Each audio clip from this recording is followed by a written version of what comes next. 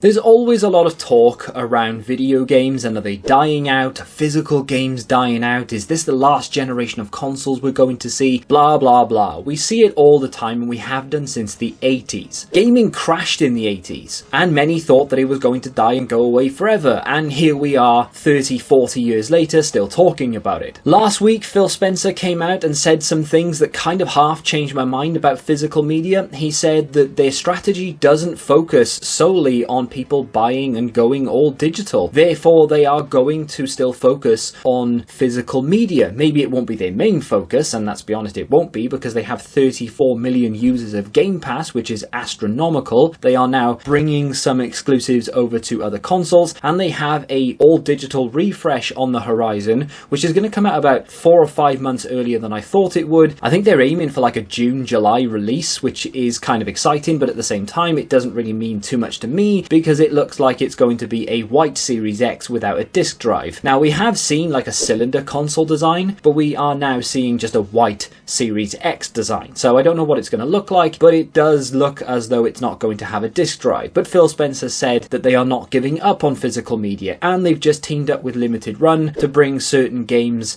physical that way, and to PS5 as well. So it doesn't look as though they're going to ditch physical media, at least in this generation, and that doesn't surprise me, because I've mentioned that in videos before. You kind of enter into a contract when you sign up to a new console. So for example, those who have gone and bought the Series X at launch or thereafter, maybe you bought one yesterday, you've entered into a contract with Microsoft to say, look, I've bought your system, it offers this, this, this and this, you now can't just remove features from this. And one big feature of a Series X is of course the disk drive. So if Microsoft tomorrow came out and said, right, that's it for discs, we're done, here's the digital console, you're only going to be able to play games digitally through Game Pass, or if you download them, goodbye discs, what's out is out, and that's the end of it. I don't really think they can and will do that, because the Series X exists. If you bought that, chances are you bought it because you want to be able to pop discs into it, and I'm sure there are plenty of people out there who own a Series X who don't have a single disc and never plan on using the disc drive for anything other than a Blu-ray. Not that we expect it to go away this generation, but now that Phil Spencer has come out and said, look, we're not giving up on physical media, that does mean that we can kick back and relax for the rest of this generation, knowing that physical discs will continue to hit the shelves. But as I've mentioned in previous videos, and I'm not going to dwell on it too much here because I've sort of flogged this horse to death, but I do think, or rather I did think, that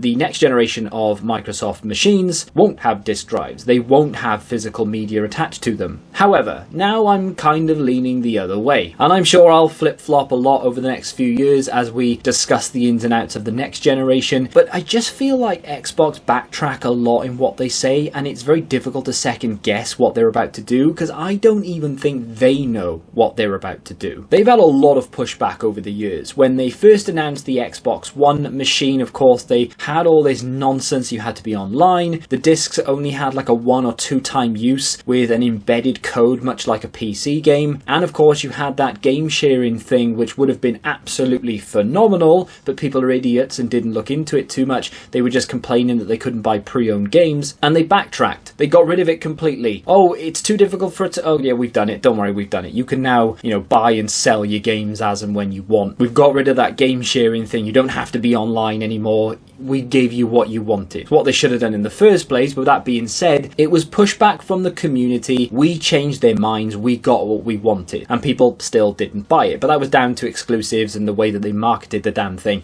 But later on in the Xbox One life cycle, they started to listen that people wanted backwards compatibility. So what did they do? They gave it to us. Not only did they give it to us digitally, but they gave it to us physically as well. And again, Phil Spencer has come out last week and said that they're not moving away from physical media. They know there is a market for this stuff. Okay, it might not sell half or even 20% of what digital does, and they are doubling down on that Game Pass right now. They're acquiring new studios, they're adding to it, they want day one, they want everyone on this thing, but they still know that there is a physical market there. So they would be foolish to get rid of discs in the next generation. And I was thinking about this last night. They kind of have to bring out the next generation of console with a disc drive. I don't see how they can't, because a lot of people will be annoyed about it, and then I feel like they may have to do a U-turn and be like, okay, we've listened, we are going to have physical discs. I've done an Xbox, I've backtracked, and now I feel like that they probably will have a disc drive in the 10th generation. And it got me going down my own rabbit hole of things, and physical media is a broad spectrum. You know, physical media, it's not just video games, it's music, it's movies, it's TV shows, it's books. And when you look at those other platforms, music streaming is massive, but of course there are services like Netflix and Amazon and Disney Plus and Paramount and blah.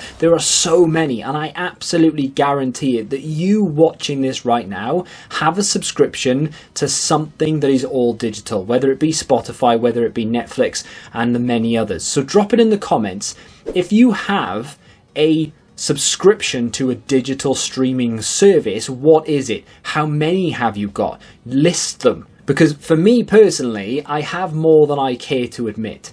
I do have a subscription to Spotify. My wife has a subscription to Apple Music. I don't hold that against her, but it's just what she chooses to do. We have Netflix, we have Disney Plus, we have Amazon Prime. I have been known to dabble in the odd Shudder subscription as well for my sins, but I think that might be the only ones that I have right now. But I mean, that in itself is a lot of money. So with all the streaming services available, Apple Music, Spotify, Netflix, and so on, and all the ones that you put in the comment section just a moment ago, all of these platforms and media formats, music, TV, film, they all still have physical releases, despite the fact that nearly every single person watching this is subscribed to something that is all digital. And all of those comments, I guarantee you, there are lists as long as your arm. I'm subscribed to this. I don't use half of them, but I still have them.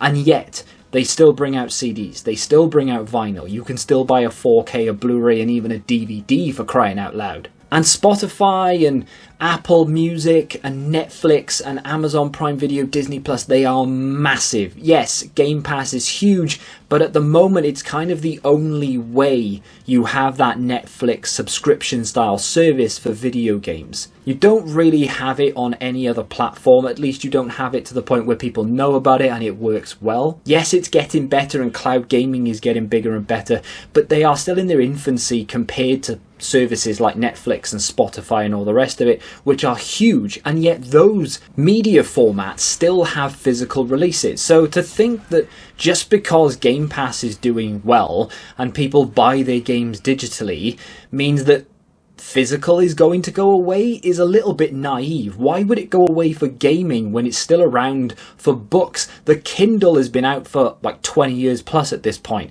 And yet, Prince Harry released his book physical. You know, you can buy it Kindle. Yes, you can read it on your phone. You can download it on your tablet. You can put it on your PC.